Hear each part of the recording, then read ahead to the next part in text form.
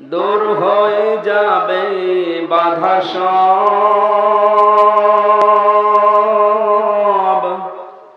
তোমার আমার মালিক আছেন, আছেন আমাদের রব। তোমার আমার মালিক আছেন, আছেন আমাদের রব। রেখো না মনেতে ভয় বান্দা খোদার, দূর হয়ে যাবে বাধা সব।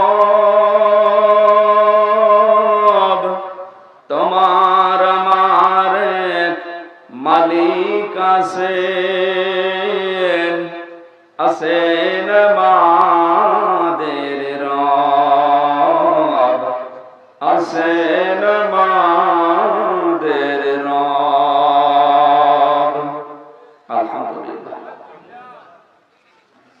বাংলাদেশের ঐতিহ্যবাহী জেলা কক্সবাজার সদর থানার অন্তর্গত পূর্ব ঘনাপাড়া সিরাত ময়দানে যুব সমাজের উদ্যোগে আয়োজিত 36তম, আমার বয়সও এখনো হয়নি, আমার বয়স এখন 28 বছর, 92 সালে আমি জন্মেছি। তার মানে এটা চলছে 36 বছর একাধারে। যারা আয়োজনে ছিলেন অনেকে কবরে গেছে, অনেকে জীবিত আছে। এই পবিত্র অনুষ্ঠানের সাথে যারা সম্পৃক্ত ছিল, আল্লাহ তাদের কবরগুলো যেন কোরআনের ইজ্জতে জান্নাত বানিয়ে দেয়। আর যারা এখনো পর্যন্ত এই মাহফিলের সাথে জড়িত আছে, আল্লাহ যেন ওমরের মতো বানিয়ে দেয়। ঐতিহাসিক তাফসীরুল কোরআন মাহফিলের স্বনামধন্য সভাপতি, অত্র এলাকার সর্বজন শ্রদ্ধাভাজন ব্যক্তিত্ব, বিশিষ্ট শিক্ষাবিদ, সারা জীবন জ্ঞানের আলো ছড়িয়েছেন যারা মাওলানা আলী আহমদ হেলালি দামাত বারকাতুহুমুল আলিয়া। মাহফিলের প্রধান অতিথি শাইখুল মাশায়েখ, প্যানেল চেয়ারম্যান কক্সবাজার জেলা পরিষদ। দেখলে মনে হচ্ছে আসলেই নেতা, নেতা এরকমই হবে, চেহারাও সেরকম, কাজ কারবার করলে আল্লাহ রাব্বুল আলামিন তার চেহারার দিকে তাকিয়ে একটা জিনিস বোঝা যাচ্ছে। হযরত ওমরকে আমি দেখিনি, হযরত ওমরের গুণাগুণ যেন আল্লাহ সোহেল জাহান চৌধুরীর ভেতরে দান করে। দুনিয়ার জীবনের যে ভালো ভালো কাজে আঞ্জাম দিয়েছেন এগুলো যেন মঞ্জুর হয়। শয়তানের ধোঁকায় যে অন্যায়গুলো করেছেন আল্লাহ যেন তা গাফফার নামের খাতিরে মাফ করে। বিশেষ অতিথি চৌফল দন্দি ইউনিয়ন পরিষদের সম্মানিত চেয়ারম্যান, আমাদের অভিভাবক, শ্রদ্ধাভাজন বড় ভাই জনাব ওয়াজ করিম বাবু দামাত বারকাতুহুমুল আলিয়া। বাবা মা অবশ্যই ইসলামী মাইন্ডের ছিলেন, নাম দেখেছেন ওয়াজ।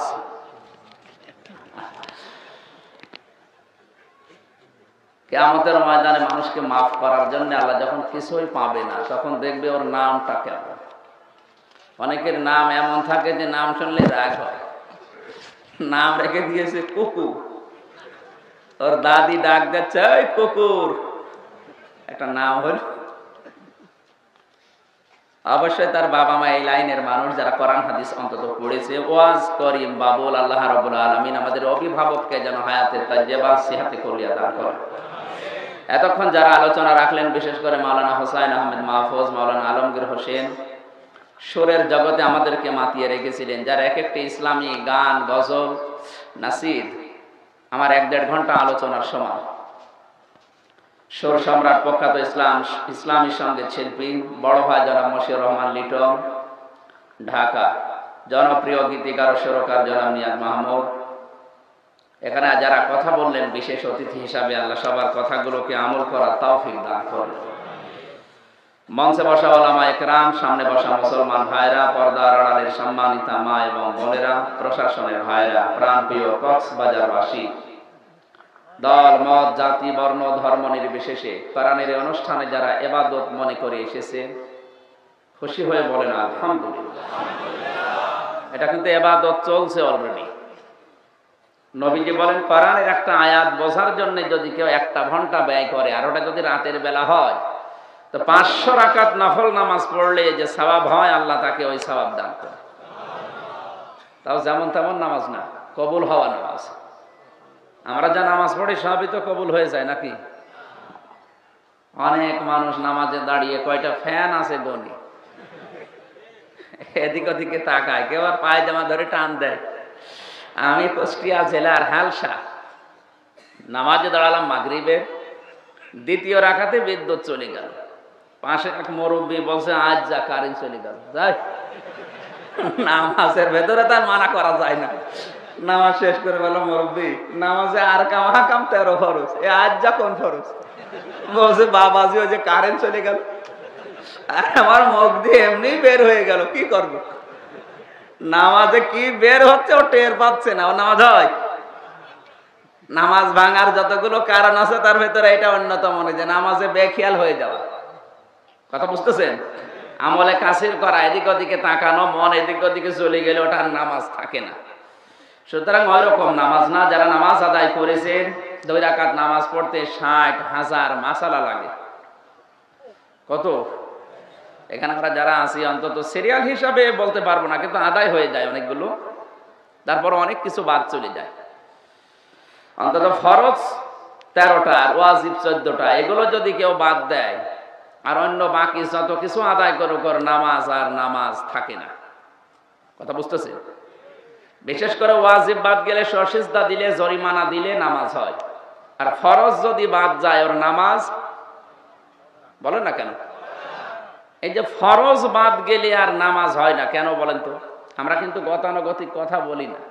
আমি 1-1.5 ঘন্টা কথা যাই বলি, অন্তত গবেষণামূলক কথা বলার চেষ্টা করি। ওই মানধাত আমলে কি হয়েছে ওগুলো বাদ দিন, এখন কি দরকার ওইটা আমার জানা লাগবে।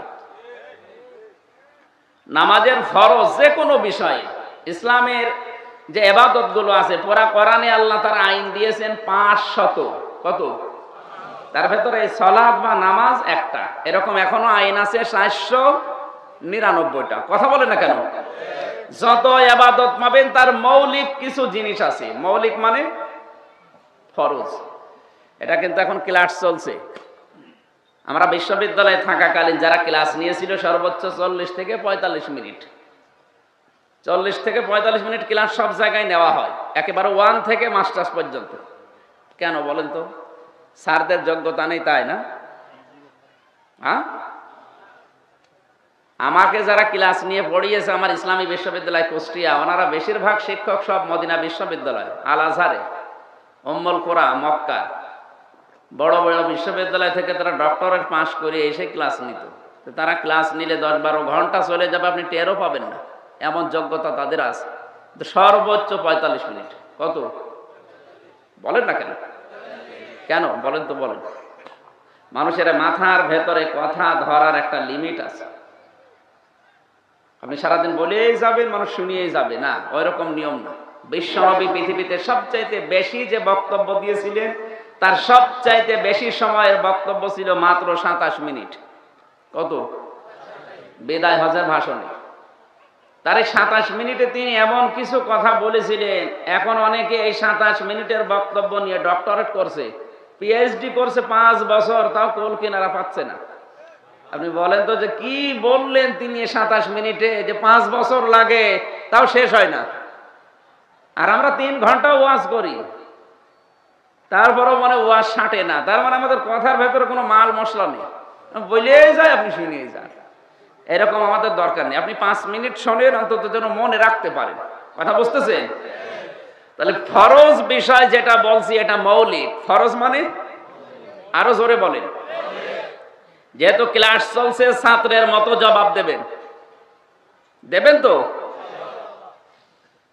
এক ছাত্র এসে কাঁদতেছে বাবার কাছে, ওই কি হয়েছে? বলছে আজকে রেজাল্ট দিয়েছে। তো রেজাল্ট দিয়েছে, কাঁদিস কেন? ফেল না পাস? কথা বলে না। ধমক দিয়েছে, বলছে তুই ফেল না পাস কথা বলবি তো। ডাক দিয়ে বলছে আব্বা ফেল করলে তো কত ছিল? ছিলাম 5-এ, নামিয়ে দিয়েছে 3। অন্তত ফেল করলেও তো 5-এ থাকতে পারত, নামিয়েছে 3। এখন আমারও 5-এ উঠতে আরো 3 বছর লাগবে। আপনি অন্তত ওই রকম ছাত্র হবেন না। জবাব দেবেন যদি বোঝেন, আর না বুঝলে বলবেন যে এটা বুঝি না। আমি এক কথা দরকারে 10 বার বলবো, কিন্তু আপনার এখানে একেবারে প্রবেশ করিয়ে তারপরে সামনে যাব। মৌলিক বিষয় ফরজ। ফরজ মানে কি সবাই বলেন? এই আমাদের এই যে স্টেজ দেখতে পাচ্ছেন, এর মৌলিক কিছু বিষয় আছে আর অমৌলিক কিছু বিষয় আছে। মৌলিক বিষয় হচ্ছে এই সামিয়ানা আর খুঁটি, এটা কি সবাই বলেন? আর অমৌলিক হচ্ছে এই যে মাইক, এই যে ক্যামেরাগুলো, এই লাইট, এই যে ফুল ঝুলছে, এগুলো যদি নাও থাকে এটা কেউ স্টেজ বলবে না? জবাব দেন না? আর অমৌলিক যেগুলোর নাম বললাম ওগুলো না থাকলে অসুবিধা আছে? সৌন্দর্য বৃদ্ধি হবে না এই, কিন্তু মানুষ স্টেজ বলবে। এ পর্যন্ত বুঝেছেন? তাহলে মৌলিক যদি এই সামিয়ানার খুঁটি না থাকে, যত সুন্দর করে সাজান, এটা স্টেজ কেউ। তাহলে আপনার জীবনে যে 500 আইন আল্লাহ দিয়েছেন কোরআনে, তার ভেতরে সালাত বা নামাজ একটা, এর মৌলিক বিষয় 13টা। কয়টা? এই 13টার যদি একটা বাদ যায়, 12টা আদায় করেছেন, আপনার নামাজ হবে? বলেন বলেন। সওয়াব কি হবে? 0 বা 0, কিছুই হবে না। আবার নতুন করে নামাজ পড়া লাগবে। তা আপনি কি বুঝলেন বলেন? এই যে নামাজ প্রতিদিন পড়ছেন, এখান থেকে একটা কিছু নেওয়া লাগবে। আল্লাহর প্রতিটি আইন থেকে আল্লাহ কিছু না কিছু মানুষকে দিতে চায়। আমরা নামাজের 13টা ফরজ জানি, বাইরে আর ভেতরে মিলে। নামাজের ভেতরে ফরজ বেশি না বাইরে? বাইরে। বাইরে ফরজ কোনটা বেশি? হ্যাঁ, 7টা তো বাইরে, ঠিক আছে। বাইরে ফরজ একটা বেশি আছে, ভেতরেও 6টা, বাইরেও মনে করেন 6টা, আর একটা বেশি আছে। 13টা হতে হলে আর একটা বেশি লাগবে না? আর একটা বেশি, এটা কোনটা? এ তো মনে হচ্ছে 3 নামিয়ে দেওয়া লাগবে। আর একটা যে বেশি আছে ফরজ, ওটা কোনটা? শরীর পাক। কি পাক? শরীর পাক মানে আমরা মনে করি 3.5 হাত বডি শুধু না, এটা শরীর শুধু না। আল্লাহর নবী জানিয়েছেন তামাম দুনিয়ার মুসলমানের একটা শরীরের মতো। আমেরিকায় যদি কোনো মুসলমান কষ্ট পায়, আপনাকে এই বাংলাদেশে বসে বলা লাগবে, আহ ও কথা বলছে না, কারণ ওটা কি? শরীর। বলেন বলেন। আমার এখানে যদি চিমটি লাগে, পুরা শরীরে খবর হয়ে যাবে না যে চিমটি লেগেছে? আপনার 3.5 হাত বডি শুধু যদি উদ্দেশ্য হয় আল্লাহর, এটা পরিষ্কার করার জন্য সাবান আছে, শ্যাম্পু আছে, সোডা আছে, অনেক কিছু আছে, গোসল করলে হয়ে যায়। কিন্তু এরপরে আরো পবিত্র করার জায়গা আছে, আপনার পরিবার, সমাজ, রাষ্ট্র, এ পৃথিবী, এইটাও পবিত্র করা লাগবে। এখন সমাজ যদি কেউ পরিবর্তন, পরিবার পরিষ্কার করতে চায়, পবিত্র করতে চায়, তাহলে পুরা সমাজ সাবান দিয়ে ধোয়া লাগবে। বলেন বলেন। আপনি এখন এই যে এই ঈদগাহ নাকি যেন এই জায়গার নাম, এখান থেকে সুন্দর করে গোসল করে ওযু করে পবিত্র হয়ে মসজিদে গেলেন, জোহরের নামাজ আদায় করার জন্য যাচ্ছেন। হঠাৎ দেখলেন রাস্তার পাশে একটা যুবতী মেয়ে দাঁড়িয়ে আছে, শাবনূরের মতো। কার মতো? শাবনূর চেনে? হ্যাঁ ঠিক, চিনলে আলহামদুলিল্লাহ। এখন এইরকম একটা মহিলা দাঁড়িয়ে আছে, ওর মাথায় কোনো কাপড় নেই, বুকে কোনো ওড়না নেই। এ দেখে আপনি বললেন নাউজুবিল্লাহ, আস্তাগফিরুল্লাহ, চলে গেলেন মসজিদে। নামাজে দাঁড়িয়ে আল্লাহু আকবার বলার পরে আপনি তেলাওয়াত করছেন আলহামদুলিল্লাহি রাব্বিল আলামিন আর রহমানির রহিম। মাঝে মাঝে আপনার মনে হবে আমি কি দেখলাম? কি আপনার মনে হবে? আপনি আন্দাজে হাসলে হবে, মনে হবে? আপনার মাঝে মাঝে চিন্তা আসবে কি দেখলাম। এখন তাহলে শাবনূরকে মেরে ফেলা লাগবে, কি করবে? ওকে পবিত্র করা লাগবে না? ওকে পবিত্র করতে হলে কি লাগে? পর্দা। বলেন না কেন? বলেন বলেন। এই পর্দা দেবে তো আমির হামজা। কে?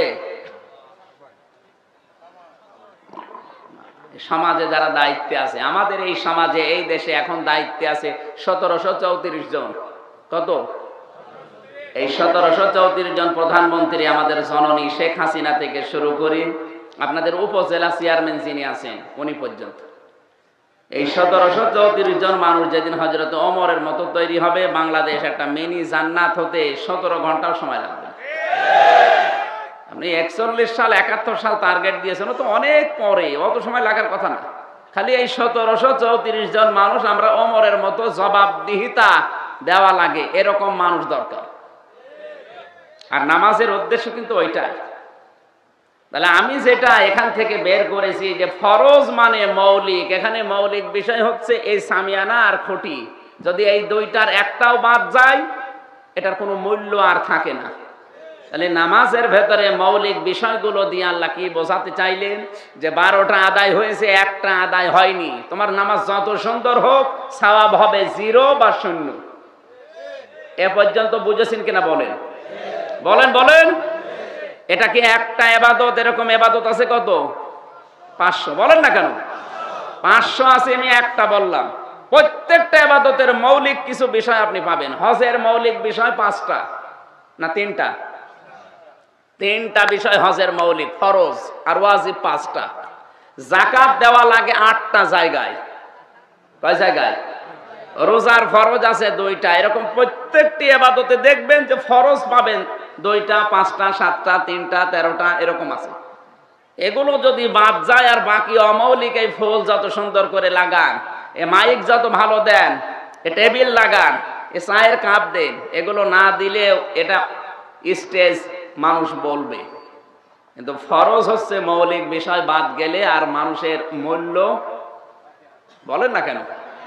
আপনার জীবনে এরকম মৌলিক কিছু বিষয় আল্লাহ দিয়েছে। আমি পড়া কোরআনের ভেতরে বড় বড় গুনার নাম পেয়েছি 500টা। কয়টা? সবাই বলেন, আরো জোরে বলেন। এই 500-র ভেতরে আপনি 499টা করেননি, একটা করেছেন। আপনার সওয়াব হবে জীবনের যে সওয়াবের মাপ বা পাল্লা কিয়ামতের দিন আল্লাহ মাপ দেবে। এটা কি হবে? বলেন বলেন। কেন? কারণ মানুষের আমল মাপা হবে। কি মাপা হবে? আমল মানে? আমল মানে সওয়াব কি বলল গো? আমল মানে কাজ। আমল মানে সবাই বলেন।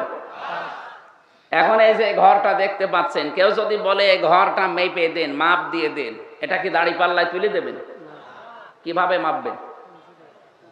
ফিতা লাগবে, গজ লাগবে, মিটার লাগবে। কথা বলেন না কেন? তাহলে বোঝা যাবে যে এটা কয় বিঘা জমির উপরে আছে। এটা এ পর্যন্ত বুঝেছেন? আপনাকে যদি বলে যে চায়ের কাপ আছে, কতটুকু চা আছে মেপে দেন, তাহলে এই পানি বা চা মাপতে হলে কি ফিতা লাগবে? কি লাগবে? সিসি লাগবে, লিটার লাগবে, স্ক্যান লাগবে, যাই বলেন। তাহলে প্রত্যেকটি জিনিস মাপের একটা একক যন্ত্র আছে, তার নামও আলাদা আলাদা। এটা মাপতে হলে ফিতা লাগে, গজ লাগে, মিটার লাগে, আর এটা মাপতে হলে লিটার লাগে, সিসি লাগে। কথা বলছে না কেন? আপনাকে যদি এখন বলা হয় ভাই আপনি কাজ মেপে দেন, 5 কেজি কাজ, নাকি কাজ কি 5 কেজি 10 কেজি মাপা যায়? তাহলে কাজ মাপবেন কি দিয়ে? আমরা যে বলি মিজানের পাল্লায় আল্লাহ কিয়ামতের দিন তুলে দেবে, মিজানের পাল্লা মানে কি? না না, দাড়ি পাল্লা কে বলিস? মিজানের পাল্লা মানে মানদণ্ড। মিজান মানে কি? আমাদের হাইকোর্টের সামনে দেখবেন মিজান টাঙানো আছে। মিজান মানে দাড়ি পাল্লা। এই যে দাড়ি পাল্লা আপনি বললেন, এই দাড়ি পাল্লা টাঙিয়ে রেখেছে কোন কারণে? জামাত ইসলামের দাড়ি পাল্লা তাই? কেন বলেন তো? না না, বাংলাদেশের মানুষকে সরকার বোঝাতে চায় এই দেশে যারা দায়িত্বে আছে, অন্তত হাইকোর্টে দাড়ি পাল্লা টাঙিয়েছে, এটা কিন্তু পাল্লা একদিকে ঝোলানো একদিকে উঁচু করা তা না, সমান্তরাল করা আছে। দেশের মানুষকে বোঝাতে চায় যে এখানে আসলে মানুষ ন্যায় বিচার পাবে। কি বিচার পাবে? তাহলে দাড়ি পাল্লা এটা ন্যায় বিচারের প্রতীক, এটা মানদণ্ড।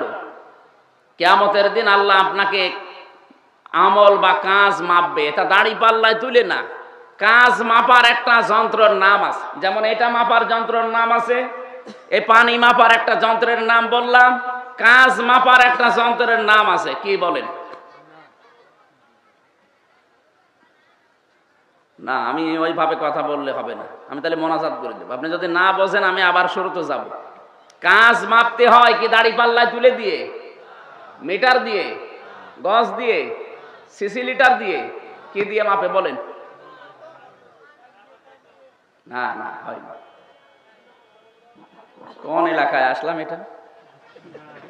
এই তো সব মনে হচ্ছে 3 নামানো লাগবে, 3 না 2 তে দেওয়া লাগবে। কাজ মাপতে হয় গুরুত্বের ভিত্তিতে। আমি যদি সোহেল ভাইকে বলি আপনি আমার কুষ্টিয়াতে যান, অমুক অমুক টাকা পায়, আমার কাছে এই টাকাগুলো দিয়ে আপনি আবার ফিরে আসেন, উনি এখান থেকে মোবাইল করে করে সব ঠিক করে দিয়ে কোনো গুরুত্বই দেয়নি, ওনার উপর আমি খুশি হব? বলেন বলেন। আল্লাহ আমাদেরকে দুনিয়ায় পাঠিয়েছে কিন্তু সাধারণ ভাবে না। ইন্নী জাইলুন ফিল আরদি খলিফা, আমরা আল্লাহর প্রতিনিধি। আল্লাহর কি? আরো জোরে বলেন। খলিফা মানে প্রতিনিধি। খলিফার কাজ কি? আল্লাহ যেটা করবে ওটা উনি না করে খলিফা দিয়ে করান। আমার এখান থেকে কুষ্টিয়া যাওয়ার দরকার ছিল, আমি না যেয়ে সোহেল ভাইকে পাঠালাম। ওনার সাথে যদি খারাপ আচরণ কুষ্টিয়ার মানুষ করে, ও আচরণ খারাপ করেছে কার সাথে? আমার সাথে। কথা বলেন বলেন। এ দুনিয়ায় আল্লাহর নিজের এই কাজগুলো করা দরকার, কিন্তু আল্লাহর শান মানের খেলাফ এটা। এই জন্য আল্লাহ প্রতিনিধি বানিয়েছে মানুষকে। এখন মানুষ যদি এসে ওই কাজগুলোর গুরুত্ব না দেয়, তাহলে আমল মাপা হবে। আমি আবার বলছি, কাজ বা আমল মাপবে আল্লাহ কিসের ভিত্তিতে? আরো জোরে বলেন বলেন। তাহলে নামাজের ভেতরে, যাকাতের ভেতরে, হজের ভেতরে, রোজার ভেতরে যে মৌলিক কাজগুলো আছে, এগুলোর যদি গুরুত্ব আপনি না দেন, বাকি অমৌলিক যত কাজ করেছেন কোনো লাভ হবে না। আপনার জীবনের আমল আল্লাহ মাপবে গুরুত্বের ভিত্তিতে। ফরজে যেমন 13টা ফরজ আছে, একটা বাদ গেলে 12টা আদায় করলেও কিছু হয় না। এখানে যে 500 আইন আল্লাহ দিয়েছেন, 499টা মানেন, একটা মানেন না, আপনার আমলের সওয়াব যা হবে 0 বা 0। আমি আশা করি কথা বোঝাতে পেরেছি। এরকম পুরা কোরআনে আছে কতগুলো আইন? আরো জোরে বলেন। আমার আজ তেলাওয়াতকৃত আয়াতে সূরা নাহলের 36 নম্বর আয়াতের 3 ভাগের 1 ভাগ পড়েছি। এই সূরায় আয়াত আছে 128টা, মাত্র একটা আয়াতের 3 ভাগের 1 ভাগ পড়লাম। আমার তো মাথার ভেতরে এই আয়াত সম্পর্কে যে তথ্যগুলো আছে, আমার মনে হয় যদি 3 ভাগের 1 ভাগে এত কথা আল্লাহ লুকিয়ে রাখে, তাহলে পুরো আয়াতে কি আছে? আর 128টা আয়াতে এই সূরায় কি আছে? আর 6666টি আয়াতে আল্লাহ কি দিয়েছেন, আপনি হিসাব করতে গেলে ক্যালকুলেটর নষ্ট হয়ে যাবে। এত কথা কোরআনে আল্লাহ দিয়েছেন। আমরা তাফসীর আকারে অন্তত যতটুকু পড়েছি অতটুকুর হক আদায় করার চেষ্টা করব। আল্লাহ তৌফিক দিন। জোরে বলেন আমিন। তাহলে এতক্ষণ এই প্রায় 12-13 মিনিট কথা বললাম, ক্লিয়ার করতে পেরেছি কিনা যে জীবনের মৌলিক কিছু যেন আপনার বাদ না যায়? বলেন বলেন। মৌলিক কোনো কিছু যদি বাদ চলে যায়, তাহলে অমৌলিক যত কিছুই করেন ওগুলোর কোনো দাম, মর্যাদা, মূল্য নেই। কারণ চাকরি যদি না থাকে, বোনাস কিসের? এক কথা বলা লাগবে। আপনার জীবনের কি বাদ দেবেন না? মৌলিকের ভেতরে নামাজ আছে না? তাহলে জীবন চলে গেলেও আপনি নামাজ ছাড়তে পারবেন না। যদি ওযু না থাকে, ওযু করার দরকার নেই, বিনা ওযুতেই পড়বেন। বাসের ভেতরে আছেন, ওযু করার জায়গা নেই, তায়াম্মুম করার জায়গা নেই, দরকার নেই, ওইভাবেই বিনা ওযুতে কোন দিকে পশ্চিম তাও জানেন না, যেদিকে মুখ থাকে ওই দিকে নামাজ পড়া লাগবে। কারণ এটা মৌলিক জিনিস। এটা কি? এত বড় গুরুত্বপূর্ণ বিধান নামাজ আল্লাহর কাছে। মেয়েদের যখন সন্তান দুনিয়াতে আসে, প্রথমে পানি আসে। কি আসে? বলেন না কেন? এরপরে রক্ত, এরপরে সন্তানের মাথা দেখা যায়। কোন মহিলার যদি পানি সর্বপ্রথম দেখা যায় অবস্থায় যদি নামাজের সময় হয়ে যায়, নবীজি বলেন ওই মহিলাকে তোলার ভেতরে বিছিয়ে দিয়ে নামাজ পড়তে বলো। কারণ নামাজ এমন গুরুত্বপূর্ণ। যেখানে জীবন মরণ টানাটানি, সেখানেও নামাজ বাদ দেওয়ার কোনো স্কোপ নেই। আর ভালো মানুষ চা খেতে খেতে নামাজ নষ্ট করে। মুসা আলাইহিস সালামের জামানায় একবার জিবরাইল এসে ডাক দিয়ে বললেন, আল্লাহর নবী, একটা লোককে আপনি জান্নাতের সুসংবাদ দিন। লোকটা কামার। কি করে? কামার মানে এই যে লোহা পিটিয়ে জিনিসপত্র বানায়। উনি একটু আবেগপূর্ণ নবী ছিলেন। ডাক দিয়ে বললেন, রব্বুল আলামিন, তুমি আর লোক পেলে না, কামারের নাম বললে, ও কি করে এমন? আল্লাহ বলেন, তুমি বাজারে যেয়ে দেখো ওর কর্মকাণ্ড কেমন। বাজারে গিয়ে দেখে কামার দোকানে, ওই বাজারের এক পাশে লোহা দিয়ে পিটাতে আছে, হাতুড়ি দিয়ে। একবার মাথার উপরে হাতুড়ি তোলে, আবার পিটায়, মুগুর তোলে, আবার পিটায়।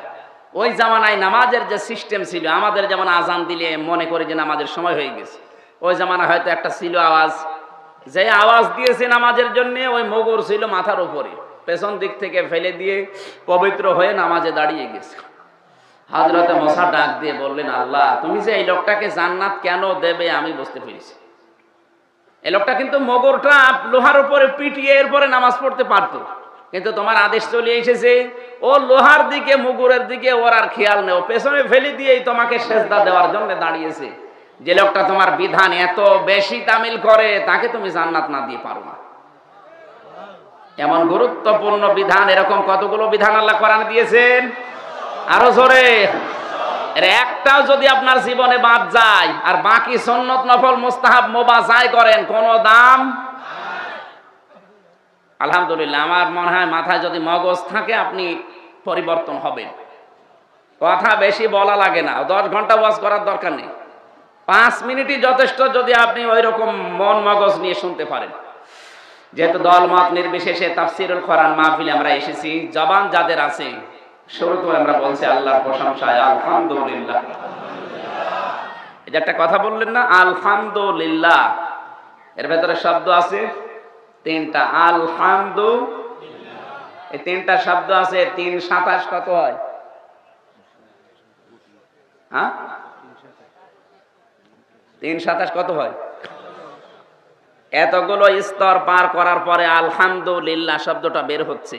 বিজ্ঞান জানিয়েছে কয়েক ইঞ্চি জায়গা, এখানে এক একটা শব্দ তৈরি হতে 27টা স্তর পার করা লাগে। বাড়ি যেয়ে খেয়ে দিয়ে সুবহানাল্লাহ বলবেন। টের পাচ্ছেন কি বলছি?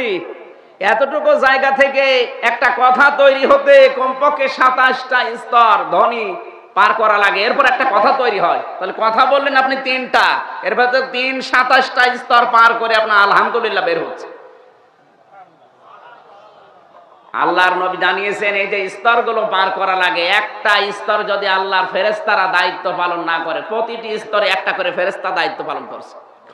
আপনার শুধু এই দায়িত্বটা পালন করছেন আল্লাহ, ওই যে আল্লামাহুল বায়ান দিয়েছেন সূরা রহমানে, আর রহমান আল্লামাল কোরআন, খলাকাল ইনসান আল্লামাহুল বায়ান। মানুষকে আমি বায়ান শিখিয়েছি, কথা বলা শিখিয়েছি। এই দায়িত্বটা আল্লাহ নিয়েছে, এই কারণে আপনি কথা বলতে পারেন। আপনার এক একটা কথার পেছনে 27টা ফেরেশতা লাগিয়ে দিয়েছে। একটা ফেরেশতা যদি দায়িত্ব পালন না করে আপনার কথা বলতে পারবেন না, শুধু গোগা গোগা আওয়াজ হবে। সবচেয়ে আশ্চর্যের বিষয়ে এই কণ্ঠের যে আওয়াজটা প্রতিটি মানুষের 27টা স্তর পার করার পরে বের হয়, কিন্তু যখন কথা বের হয় তখন আওয়াজটা এক একজনের এক এক রকম। কারো সাথে কারো আওয়াজ আজ পর্যন্ত মেলে নাই, কিয়ামত পর্যন্ত মিলবেও না। যদি আওয়াজ প্রত্যেকের একরকম হতো, আজকে সোহেল ভাইয়ের বাড়ি আমি 12টার সময় গিয়ে বলতাম এই দরজা খোলো, খুলে বিপদ বাড়তো না? হুজুর হয় আর যাই হই, আর কথা বলছেন না। কণ্ঠের আওয়াজের ভেতরে আল্লাহ পাল্টিয়ে দিয়েছে, অথচ স্তর কিন্তু প্রত্যেকের কথায় কয়টা? আরো জোরে। দ্বিতীয় নম্বরে হচ্ছে এই যে আপনার এই আঙ্গুলের ছাপ, এর ভেতরে 153টা রেখা আছে, কিন্তু আমি আশ্চর্য হয়েছে আজ পর্যন্ত কারো সাথে কারো রেখা মেলে না। যদি এটা মিলে যেত তো ব্যাংকে টাকা থাকতো না। 3 নম্বরে হচ্ছে আপনার জহব্বার যে স্তর, স্বাদ গ্রহণ করার স্তরগুলো আল্লাহ সাজিয়েছে। 357টা স্তর আছে জহব্বার ভেতরে। আপনি 357 প্রকার খাবার যদি দেন, ও বলে দিতে পারবে এইটা এইরকম স্বাদ। কিন্তু আশ্চর্য, দুনিয়াতে এখন কোন রেস্তোরাঁ হোটেল নেই যেখানে 357 প্রকার খাবার তৈরি হয়। আমার গাজীপুর জেলার কাপাসিয়া থানার নিরিবিলি হোটেল আছে, ওখানে 180 প্রকার খাবার তৈরি হয়, এর উপরে আর পারে নাই। ও কাঁঠালের পাতা ভর্তা করেও বলে তরকারি।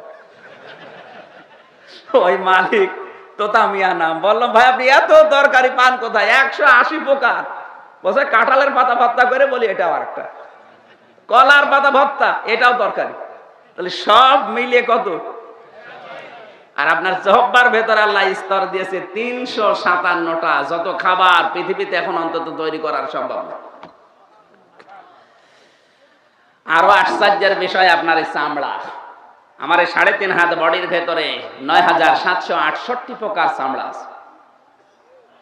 কিন্তু আমি এই চামড়াগুলো নিয়ে চিন্তা ভাবনা করে যা পেয়েছি, শরীরে 206টা হাড় আছে আর 360টা জোড়া আছে, পুরা 3.5 হাত বডি মিলে। কোন জায়গার চামড়া কোন জায়গার সাথে মেলে না। কানের চামড়া একরকম, মুখের চামড়া একরকম। চামড়া কিন্তু দেখতে মনে হচ্ছে একরকমই, কিন্তু এইটাই শীত লাগে না আর এটা শীত লাগে। কথা বলছে না? আরো আশ্চর্য, এই আমার চামড়া সোহেল ভাই চামড়া যদিও একরকম মনে হয়, আমার চামড়া ফেটে যাক কেটে যাক, ওনার চামড়া এনে লাগিয়ে দেবেন, লাগবে না, আরো পছন্দ হবে। আমার চামড়া ভালো করতে হলে আমার শরীরের কোন জায়গার চামড়া আমার এখানে লাগানো লাগবে। এটা দিয়ে আল্লাহ যেটা বোঝাতে চেয়েছেন, এটা হচ্ছে আমার শরীরের সিকিউরিটি লক। আমার মোবাইলে যেমন লক আছে, 5টা অক্ষর টিপলে আমি ছাড়া কেউ জানে না। এই কথা বলছেন না কেন? মানুষের শরীরে এই লকটা আল্লাহ চামড়ার ভেতরে কেন দিলেন? বোঝাতে চাই বান্দা তোর চামড়ায় ওর সাথে মেলে না। কিয়ামতে তোর পাপের বোঝা ও বহন করে নিয়ে যাবে। ও তোরে বোঝায় আর তুই বুঝিস, ও তো ভণ্ড আর তুই পাগল। এরকম বহু ভণ্ড আজ পীরের নাম নিয়ে বের হচ্ছে, যারা মানুষকে ধোঁকা দিয়ে বোকা বানিয়ে আরো গোনা করার উৎসাহ দিচ্ছে। যে তোর কোনো চিন্তা নেই, আমি আছি। ও যে কিয়ামতে পাপের বোঝা বহন করবে না, তার বাস্তব প্রমাণ আমার চামড়া। চামড়াই মিলছে না ওর সাথে, ও এত বড় বোঝা নেবে। কে বলিস আপনাকে? কিয়ামতে যে বিপদের কথা আমরা পড়েছি, ঈসা নবী আলাইহিস সালাম পর্যন্ত তার মাকে অস্বীকার করবে, বলবে আল্লাহ আমার মা মরিয়মের ব্যাপারে আমার কোনো প্রার্থনা তোমার কাছে নেই, যা ভালো লাগে করো, কিন্তু তুমি আমাকে কিছু বলবা না। ইব্রাহিম নবী ডাক দিয়ে বলবে রব্বুল আলামিন, আমার বাবা আজরের ব্যাপারে কোনো কথা মন্তব্য আমার নেই, যা ভালো লাগে তোমার করো, কিন্তু তুমি আমারে বাঁচাও। নিজের মায়ের 500 বছর পর্যন্ত অনেক সন্তান ধরে থাকবে। কত বছর? 500 বছর পরে মা ওর মুখে লাথি দিয়ে বলবে দূর হয়ে যা, দুনিয়ায় আমার বিয়ে হয়নি, তুই কে? আমি হাসির খোরা কিনা আপনি একটু মাথা ঠান্ডা করে চিন্তা করেন। দুনিয়ার কিয়ামতের এই যে বর্ণনার কথা বললাম, অত বড় বিপদ দুনিয়াতে আল্লাহ কাউকে দেয়নি, কিয়ামত পর্যন্ত দেবেও না। পৃথিবীতে এই যে কক্সবাজারে আপনি যদি নৌকা নিয়ে ভ্রমণ করেন, 2 কিলোমিটার যাবার পরে আপনার নৌকা ডুবে যাচ্ছে, একটু খেয়াল করে শোনেন তো, আপনার যে উপকারে আসবে না, এই যে ওয়ালা তাসিরু ওয়াসিরাতু বিসরা উখরা, কেউ কারো বোঝা কিয়ামতে নেবে না, তার প্রমাণ দিচ্ছি। কিয়ামতের বর্ণনাটা এটা বললাম যে নবীরা পর্যন্ত কোনো কোল কিনারা পাচ্ছে না, সেখানে কোনো বাবা, কোনো পীর সাহেব, কোনো ওলি কিছু করবে আপনার বিশ্বাস হয়? বিশ্বাস হয় না। তার প্রমাণ এবারে কক্সবাজারে 2 কিলোমিটার যাওয়ার পরে দেখলেন নৌকা ডুবে যাচ্ছে। নৌকাতে আছে আপনার স্ত্রী, আপনার ছেলে, আপনার মেয়ে আর আমি। ওরা 3 জন মিলে আপনার পাও হাত বিভিন্ন জায়গা ধরে রেখেছে, বিশাল পানি। এটা কঠিন বিপদে আপনি যদি মানুষ দাবি করেন, তাহলে আপনার সর্বপ্রথম যে কোনো একজনকে ছেড়ে দেওয়া লাগবে না, আপনিও ডুবে যাবেন। সর্বপ্রথম ছাড়বেন কাকে? আপনার বউকে ছেড়ে দেওয়া লাগবে। মনে মনে ভাববেন বউ আবার পাওয়া যাবে, অসুবিধা নেই। কি অসুবিধা কি?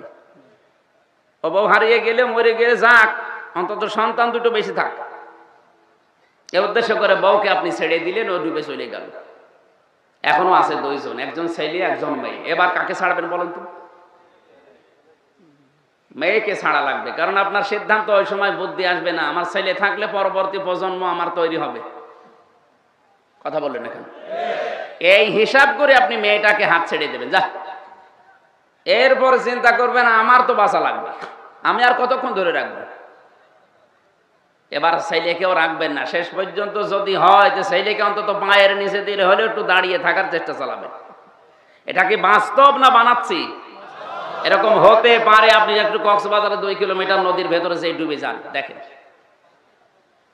দুনিয়ার এই বিপদে যদি এই মনে করে স্ত্রী, মেয়ে, ছেলে সব ছেড়ে দিতে পারেন, কিয়ামতে যেখানে নবী পর্যন্ত তার মায়ের পরিচয় দেয় না, বাবা পর্যন্ত সন্তানের পরিচয় দিচ্ছে না, যেখানে নিজের মা পর্যন্ত বলে আমার বিয়ে হয়নি, আর কেউ যে পরিচয় দেবে না, রক্তের সম্পর্ক যা আছে সব যে কাট হয়ে যাবে, কোরআন 1500 বছর আগে আমাদের জানিয়েছে। সূরা মুমিনুন 18 নম্বর পারা 7 নম্বর পৃষ্ঠা 13 নম্বর লাইনের 101 নম্বর আয়াতে আছে, ফাইদা নুফিখা ফিস সূরি ফালা আনসাবা বাইনাহুম ইয়াওমা ইযি ওয়ালা ইয়াতাসাআলুন। আল্লাহ পাক বলেন যেদিন ফৎকার দেওয়া হবে সিংহায়, কিয়ামতের ওই কঠিন ময়দানে, ফালা আনসাবা বাইনাহুম, নাসাবের বহুবচন আনসাব, যত রকমের রক্তের সম্পর্ক দুনিয়ায় আছে সব মরণের পরে কাট হয়ে যাবে, কারো সম্পর্ক থাকবে না। আপনার বউর সাথে আপনার সম্পর্ক আছে ওই পর্যন্ত যতক্ষণ চোখ বন্ধ না হয়, চোখ বন্ধ হলে বউ শেষ। কথা বলেন না কেন? এটা যে শেষ হবে সূরা আবাসায় আল্লাহ ব্যাখ্যা দিচ্ছেন, ইয়াউমা ইয়াফিরুল মারউ মিন আখিহি ওয়া উম্মিহি ওয়া আবিহি ওয়া সাহিবাতিহি ওয়া বানিহি লিকুল্লি ইমরিন মিনহুম ইয়াউমাইদিন শাআনুন ইউগনি। সেদিন ভাই আগে পালাবে, মা পালাবে, বাবা পালাবে, স্ত্রী পালাবে, সন্তান, বন্ধু বান্ধব, নেতা খেতা যা আছে সব। কেন? কারণ প্রতিটি মানুষ থাকবে তার নিজের চিন্তায়। কার? এমনকি কারো সম্পর্কে কেউ জিজ্ঞাসাও করবে না। আজ কক্সবাজার এই রামু এলাকায় আসলে হয়তো গত সামনে বছর যদি আসি, জিজ্ঞাসা করবো যে সেই নেতা কেমন আছে সোহেল ভাই। কিয়ামতে আল্লাহ বলেন এমন দৃশ্য তৈরি করবো, ইয়াউমাইদিন ওয়ালা ইয়াতাসালুন, সোহেল বলে একটা লোক যে ছিল ওর কথা মনেও আসবে না। এ কঠিন অবস্থাতে কারো দিকে ভরসা করে আপনি বসে আছেন। এই জন্যই তো বারবার বলছি বাদ দেন। যেখানে মা বলে আমার বিয়ে হয়নি, বাবা যদি বলে তুই কে, সেখানে অনেক পীর সাহেব বলবে আল্লাহ আমি পীর ছিলাম না। কি বলবে? মা যদি বলে আমার বিয়ে হয়নি, ঈসা নবী যদি বলে আমার মায়ের ব্যাপারে কোনো কথা নেই, সেখানে সত্যি কথা বলছি কোরআন সামনে আমার, অনেক পীর বলবে আল্লাহ আমি পীর ছিলাম না। কারণ ও যদি বলে আমি পীর ছিলাম তাহলে ধরা খাবে। কথা বলেন। আর আমরা ফুটিয়েছি যে 40 জন নিয়ে যাবে, কেউ বলছে জাহাজ ভরে নিয়ে যাবে, সব মিথ্যা কথা। এটা যে নেবে না তার প্রমাণ হিসাবে কিন্তু আমি চামড়া নিয়ে এসেছিলাম, এটা সিকিউরিটি লক। এইটাই মিলছে না, আর কিসের পাপের বোঝা নেবে আপনার? আর একটা আশ্চর্য বিষয় আপনার শরীরের ভেতরে আছে, সেটা আপনার এই চোখ। এই চোখের ভেতরে আছে আল্লাহ 6টা জিনিস দিয়েছেন, মনি, কর্নিয়া, লেন্স, ইকুয়াল, ডিপ ইকুয়াল। এখান থেকে 1,70,000 রগ আপনার মাথার ভেতরে চারিদিকে সেট করে দিয়েছেন। আপনি শুধু চামড়া ফেলে দেন, দেখবেন দেখতে পাবেন।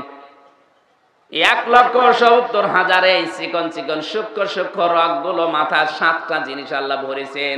সামনে আছে ফ্রন্টাল লব, এর উপরে আছে মোটর কর্টেক্স, এর উপরে আছে সেন্সরি কর্টেক্স, এর একটু পেছনে আছে অক্সিপিটাল লব, আর চারিদিকে আছে প্যারাইটাল লব, আর পেছনে আছে টেম্পোরাল লব। আর বাক শক্তি দিয়ে আল্লাহ 7টা বিষয়ে এই 1,70,000 রগগুলো সব সেট করে রেখে দিয়েছেন। কম্পিউটারের ভেতরে আপনি মাথা সম্পর্কে তথ্য চাইলে এই আমার এখানে আছে। কোনটার কালার কোন রকম, কোনটা অকেজ হয়ে গেলে প্যারালাইজড হয়, কোনটা অকেজ হয়ে গেলে কথা মনে থাকে না, সবগুলো আমার আল্লাহ আপনার মাথার ভেতরে তারের সাহায্যে কন্ট্রোল করছে। বিজ্ঞান জানিয়েছে যদি একটা তার আল্লাহ একটু ঢিলা করে দেয়, একটা তার যদি অকেজ হয়ে যায় তাহলে আপনি পাগল হয়ে যাবেন। মানুষকে টাইট করার জন্য আল্লাহর কি কামান লাগবে? বলেন বলেন, কিচ্ছু লাগবে না, শুধু একটা তার ঢিল করে দেবে।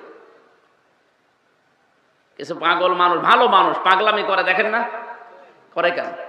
ওদের ওই তার একটু ঢিলা আছে অথবা অকেজ হয়ে গেছে। এই 7টা জিনিসের রং আবার 7 রকম, কোনটা সবুজ একেবারে, কোনটা কালো, কোনটা সাদা, কোনটা লাল। বিজ্ঞানের তথ্যগুলো, এই থিওরিগুলো যখন কোরআন এবং হাদিসের সাথে বাস্তবে কম্পিউটার নিয়ে যখন মেলায়, আমার মনে হয় কোনো মানুষ তো নাস্তিক হওয়া সম্ভব না।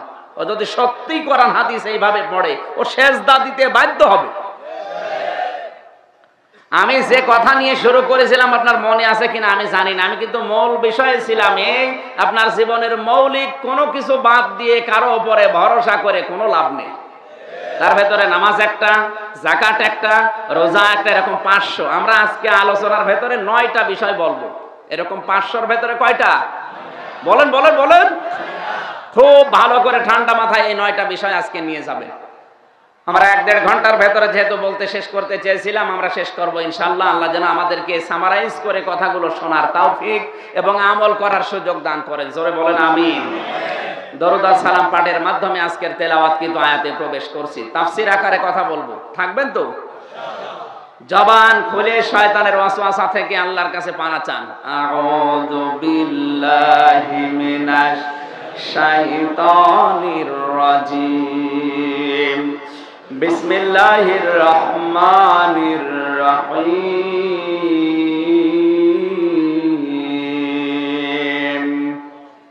ওয়ালাকাদ বা'আসনা ফি কুল্লি উম্মাতির রাসূলান আন ইবুদুল্লাহা ওয়াজতানিবুত তাগুত। সাদাকাল্লাহুল আযীম। এই আয়াতটা 3 ভাগের 1 ভাগ পড়লাম, অনেক বড় আয়াত। সূরা নাহাল। কোন সূরা? বলেন না কেন? নাহাল মানে মৌমাছি। নাহাল মানে মৌমাছির নামে আল্লাহ সূরা দিলেন কেন? আমরা 7টা কারণ পেয়েছি তাফসীরে। কোন আয়াত থেকে কথা শুনতে হলে, আমি বারবার এই কথা আগে বলি, কোন আয়াত থেকে তাফসীর শুনতে হলে 5টা বিষয় লক্ষ্য করা লাগে। কয়টা? যেহেতু এটা পুরাটাই ইবাদত, আপনি 1 ঘন্টা শুনবেন, যদি বুঝেন ভালো, না বুঝলেও 500 রাকাত নামাজের সওয়াব হচ্ছে। সুতরাং পুরাটাই কি? ইবাদত। এজন্য কোন আয়াত থেকে কথা শুনতে হলে তাফসীরে মাযহারি আল্লামা সানাওয়াল্লাহ পানিপতি লিখেছেন যে 5টা বিষয় লক্ষ্য করবা। 1 নম্বরে শুদ্ধ তেলাওয়াত, যেটা আমরা করলাম। 2 নম্বরে মাতৃভাষায় অর্থ, আমরা বলবো ইনশাআল্লাহ। 3 নম্বরে ঐতিহাসিক প্রেক্ষাপট, শানে নজুল, ব্যাকগ্রাউন্ড যেটা বলা হয়, ওটা না বুঝলে আপনি আয়াত বুঝবেন না। 4 নম্বরে বাস্তব ব্যাখ্যা দেওয়া লাগবে। কি ব্যাখ্যা? বলেন বলেন। 5 নম্বরে মূল শিক্ষা নিয়ে বাড়ি যাওয়া। এই উদ্দেশ্য নিয়ে এসেছেন তো নাকি? জবান খুলে যারা পড়লেন তাদের আমল নামায় অন্তত 1-1টা অক্ষরে 10টা করে নেকি আল্লাহ অলরেডি দিয়ে দিয়েছে। এবার 2 নম্বর কি? মাতৃভাষায় আমরা অর্থ করি আগে। আল্লাহ পাক বলেন ওয়ালাকাদ বা'আসনা ফি কুল্লি উম্মাতির রাসূলা, অবশ্যই আমি প্রতিটি উম্মতের জন্য, জাতির জন্য পাঠিয়েছি রাসূল। নবী রাসূল যাদের কাছে গেছে তারা বলেছে আনি ইবুদুল্লাহ, আল্লাহর ইবাদত করো, ওয়াজতানিবুত তাগুত, আর তাগুত ছেড়ে দাও। এ পর্যন্ত ছিল। নামকরণের ভেতরে পেয়েছি নাহাল। নাহাল মানে মৌমাছি। এর 78 নম্বর আয়াতে, 68 নম্বর আয়াতে আল্লাহ রাব্বুল আলামিন এই নাহাল শব্দটা দিয়েছেন। ওয়াওহা রাব্বুকা ইলান নাহলি আনিত্তাখিযি মিনাল জিবালি বুয়ুতা ওয়া মিনাশ শাজারি ওয়া মিম্মা ইয়ারিশুন। আল্লাহ বলেন, হে নবী, মৌমাছির উপরে আল্লাহ ওহী করলেন যে 3টা জায়গায় তোমরা বাসা বাঁধবে। পাহাড়ে, 2 নম্বরে মানুষের ঘরে চালে, ছাদে, 3 নম্বরে গাছের ডালে। আপনি দেখবেন এই 3টা জায়গা বাদ দিয়ে মৌমাছিরা কোনো জায়গায় বাসা বাঁধে না। ওদেরকে আল্লাহ আদেশ দিয়েছে কয়দিন? 1 দিন। কয়বার? বলেন বলেন। 1বার আদেশ দিয়েছে মাত্র। সেটা থেকে শুরু করে এখন পর্যন্ত ওই নিয়মে তারা আছে, কিয়ামত পর্যন্ত একই নিয়মে থাকবে। আর আল্লাহ আমাদেরকে আদেশ দিয়েছে কয়টা? 500। বলেন বলেন। আমাদের জীবনে 1বার 2বার না, কোরআনে আল্লাহ 500 আইন দিয়েছেন, আদেশ দিয়েছেন। দুঃখজনক হলেও সত্য, বাংলাদেশে এখন কোরআনের 500 আইনের একটাও চলে না। যে 2-1টা আছে আংশিক, ইচ্ছা হয় মানে, ইচ্ছা হয় মানে না। আল্লাহর বিধান কি ওই রকম নাকি? আল্লাহর বিধান হচ্ছে ডু ইট, এটা কর, কারণ আমি তোর মালিক, তুই আমার গোলাম। কিন্তু আল্লাহর আদেশকে আজ আমরা অনুরোধ বানিয়ে ফেলেছি। কি বানিয়েছি? আল্লাহর আদেশ কি অনুরোধ? কথা বলেন। আল্লাহর আদেশ ডু ইট, এটা কর, এরকম আমরা অনুরোধ বানিয়ে ফেলেছি। মৌমাছিকে মাত্র 1বার আদেশ দিয়েছে, কিয়ামত পর্যন্ত মেনে হিসাবে কোন রদ বদল গড়নি দেখতে পাবেন না। কত আদেশ আল্লাহ আমাদের উপরে দিলেন।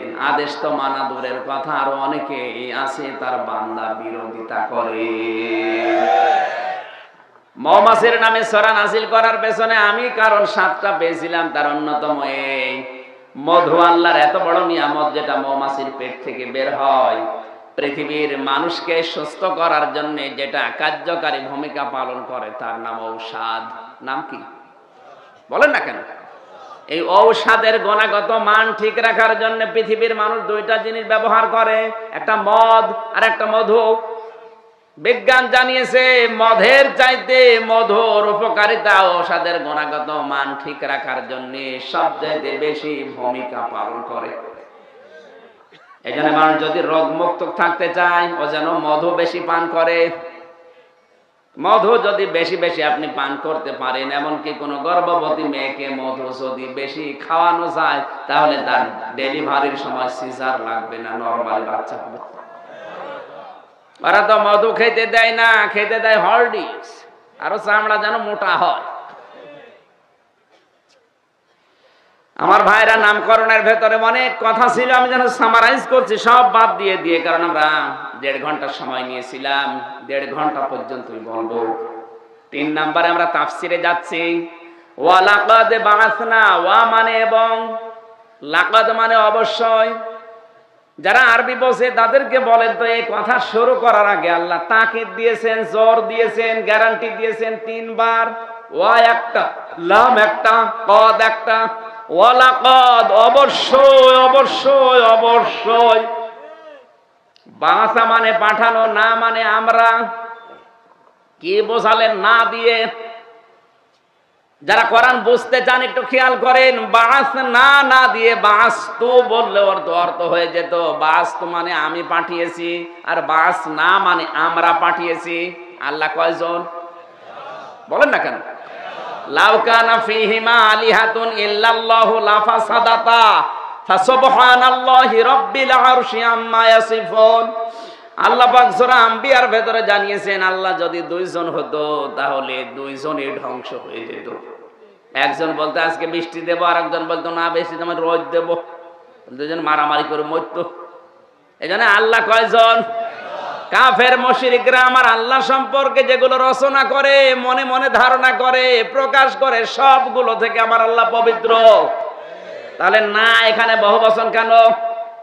বাস না মানে আমরা পাঠিয়েছি, আমরা বলতে কি একজন? কথা বলেন না কেন? এর 2টা ব্যাখ্যা। 1 নম্বরে আরবি গ্রামার অনুযায়ী আরবিতে বহু বচনকে সম্মানসূচক শব্দে আমার আল্লাহ মাঝে মাঝে 1 বচনে নিয়ে আসেন। 2 নম্বরে না বলতে আল্লাহ বোঝাতে চেয়েছেন আমার সাথে আমার ফেরেশতা মণ্ডলী আছে। তার মানে আমি আল্লাহ যেহেতু সব করতে পারি, আমি এটা স্বয়ং সম্পূর্ণ করতে, তারপরও আমার ফেরেশতাদেরকে রেখেছি আমার সাথে আমার বান্দাদের শিক্ষা দেওয়ার জন্য। আমি অহংকার করি না কোনো বিষয় নিয়ে, আমি অহংকার থেকে মুক্ত, এইটা আল্লাহ বোঝাতে চায়। আল্লাহ পাক জানাতে চেয়েছেন বান্দা আমি যেহেতু সব পারি, তারপরেও বাস্তু না দিয়ে জানালাম যে আমার ভেতরে কোনো অহংকার নেই, এটা আমি ভালোবাসি না। তোদেরকেও দুনিয়ায় বিভিন্ন সময় পরীক্ষা করব, কোনো কিছু নিয়ামত পাওয়ার পরে যেন অহংকার করবি না। আজ অহংকার তো দুনিয়ায় নেই, আছে মানে কেউ বসে আছে দুনিয়ায়, যে যেখানে আছে সে সেখান থেকে অহংকার করে। আজ পুলিশও বসে নেই, বসে আছে। যে যেখানে যতটুকু ক্ষমতা পেয়েছে অতটুকু অহংকার তার দেখানোই লাগে। আমার দাদা একটা গল্প বলছিলেন ছোটকালে। এক লোক বিবাহ করার পরে বাসর রাতে স্ত্রী ডাক দিয়ে বলছে, গো তুমি কি করো? কি করি মানে? আমি সরকারি চাকরি করি। তোমার দায়িত্ব কি? ওই যে মাঠের ভেতরে রেলগাড়ি চলে, ওই রেলগাড়ির যে লাইন আছে ওই লাইনের ওই দরজা বন্ধ করা আর খুলে দেওয়া। ও তুমি গেটম্যান? গেটম্যান তুমি আমার দাম দাও না, জানো আমার ক্ষমতা কত? অবশ্য আপনার আবার কিসের ক্ষমতা? গেটম্যানের খালি গেট খোলা আর বন্ধ করা। চলো, সকালবেলা নিয়ে গেছে বউ, গাড়ি আসে না, আন্দাজে গেট বন্ধ করে বসে আছে। ভ্যান, রিক্সা, মোটর সাইকেল রাস্তা দিয়ে যা চলাচল করে সব বন্ধ। স্ত্রীর হাত ধরে বলছে, দেখো ট্রেন আসে না, অথচ শুধু গেট বন্ধ করে দিলাম, সব বন্ধ, এটা আমার ক্ষমতা। স্ত্রী বলছে, আল্লাহ তুমি কার ঘরে পাঠালি? এ তো ক্ষমতা নিয়েই বাসে না। কিছুক্ষণ পরে ইন্টারসিটি ট্রেন আসছে, ও তো একবারে চট্টগ্রাম দাঁড়াবে, ও আন্দাজে লাল ফেলা গুছু করে বসে আছে। ট্রেন গেছে থেমে। স্ত্রীকে ডাক দিয়ে বলছে, কি বলছিলাম না আমার ক্ষমতা আছে? এ ট্রেন তো থামবে চট্টগ্রাম, আমি এখানে থামালাম, আমার ক্ষমতা। স্ত্রী বলছে, তাই? হঠাৎ করে ট্রেনের ড্রাইভার নেমে এসে বলছে, কি কোনো বিপদ? রেল লাইন কাটা? বলছে, না স্যার, লাল কাপড় এসে করলে। বলছে আমার বউ বিশ্বাস করছিল না আমার ক্ষমতা আছে, ওরে দেখালাম। কত মানুষ গুরুত্বপূর্ণ কাজে যাবে আর তুমি বউ খুশি করার জন্য আর কি মারো দিয়ে দুই চড়। ওর বউ বলছে ওগো তুমি গেট বন্ধ করে দিলে ভ্যান রিক্সা সব দাঁড়িয়ে যায় বুঝলাম, লাল ফেলা গুছো করলে চলন্ত ট্রেন থেমে যায় তাও বুঝলাম, কিন্তু ওই লোকটা তোমার চড় দিল কেন? বলছে তুই বুঝবি না, ও দেখিয়েছে ওর ক্ষমতা আর আমি দেখালাম আমার ক্ষমতা। আচ্ছা এই ক্ষমতা দেখা দেখি চলছে, কথা বলছেন? কেউ বসে নেই, যে যেখানে আছে। সোহেল ভাই বলছিলেন না যে বিভিন্ন জায়গায় ওঠার পরে বন্ধ করে দেয়, বন্ধ করে কি ফেরেশতারা? চেয়ার একটু পেলেই হয়। ওরা মনে করে কোরআনের তাফসীর মাহফিল, ওয়াজ মাহফিল, কোরআনের অনুষ্ঠানগুলো বন্ধ করা এটা একটা ক্রেডিট। কি সেদিন গিয়েছিলাম রাঙ্গামাটি, এক লোক এসে আমার কানের কাছে মুখ নিয়ে বলছে হুজুর কোরআনের কথা দেখে বলবেন, ক্ষমতায় আছি আমরা। বলেন তো, যে লোক বলতে পারে কোরআনের কথা দেখে বলবেন ক্ষমতায় আছি আমরা, ওকে আল্লাহর ক্ষমতা বিশ্বাস করে না? আন্দাজে। অহংকার যে কোনো বিষয় করা যাবে না, এটা করেই তো ইবলিস ধ্বংস হয়ে গেছে। ইবলিস অহংকার করেছিল ক্ষমতার, কিসের? আল্লাহ যখন বললেন সেজদা দে, ও যদি ওই সময় সেজদা দিত তো আল্লাহ কিছু বলতো না। সেজদা তো দেয়নি, আরো আর্গুমেন্ট পেশ করেছে, ডাক দিয়ে বলেছে আল্লাহ তুমি একে সেজদা দেওয়ার জন্য বললে, এটা তো বিজ্ঞানের সাথে মেলে না, কারণ আমার কাজ উপরে ওঠা আর মাটির তৈরি, ওর কাজ নিচে যাওয়া। আমার ভেতরে পাওয়ার আছে, আমি সব চালিয়ে দিতে পারি, আর ও তো মাটি, ও শুধু নিচে পড়ে থাকে, ওর কোনো শক্তি নেই, ক্ষমতা নেই। শয়তান অহংকার করেছিল কিসের? ক্ষমতার। কথা বলেন না কেন? বলেন বলেন। আল্লাহ সঙ্গে সঙ্গে দুইটা বিষয় দিয়েছেন, ক্বালা ফাখরুজ মিনহা ফাইন্নাকা রাজিম, দূর হয়ে যা, তোকে আমি শুধু বের করে দেব না, আজকে থেকে তোর নামের শেষে আমি রাজিম লাগিয়ে দিলাম, কিয়ামত পর্যন্ত তোকে দুইটা জিনিস থেকে বঞ্চিত করলাম। কোনদিন তোকে আমি ক্ষমা করব না, কোনদিন তোকে আমার এই বানানো জান্নাত দেব না। তাহলে শয়তান অহংকার করেছিল কিসের? বলেন বলেন। ক্ষমতার অহংকার করে দুইটা জিনিস হারিয়েছে, একটা আরো জোরে বলেন। এখানে কোরআনের শব্দ হচ্ছে আনতা তাকাব্বারা ফিহা, সূরা আরাফ 8 নাম্বার পারা 11 নাম্বার পৃষ্ঠা 3 নাম্বার লাইনের প্রথম নাম্বার 2 নাম্বার রুকু 15 নম্বর আয়াত না 13 নাম্বার আয়াতটা আল্লাহ পাক বলেন তাতাকাব্বার, এটা মজারে বর্তমান ভবিষ্যৎ প্রেজেন্ট ফিউচার, শুধুমাত্র ওই শয়তানের জন্য না, কিয়ামত পর্যন্ত দুনিয়ায় যারা আসবে এরাও যদি কিছু পেয়ে অহংকার করে, বিশেষ করে ক্ষমতা, তারাও আল্লাহর দুইটা জিনিস থেকে বঞ্চিত, ক্ষমা আর জান্নাত। এ দুনিয়ায় এখন এরকম কেউ নেই। কথা বললে তো শুধু সোহেল ভাইয়ের দিকে যাবে। ক্ষমতায় থেকে যদি কেউ অহংকার করে, সত্যি তাকে আল্লাহ ক্ষমাও করবে না, বানানো জান্নাতও দেবে না।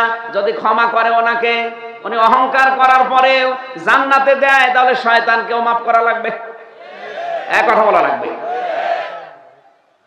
শুধু এতটুকুই না, শয়তান ওই দিন আল্লাহর কাছে 3টা জিনিস চেয়েছিল।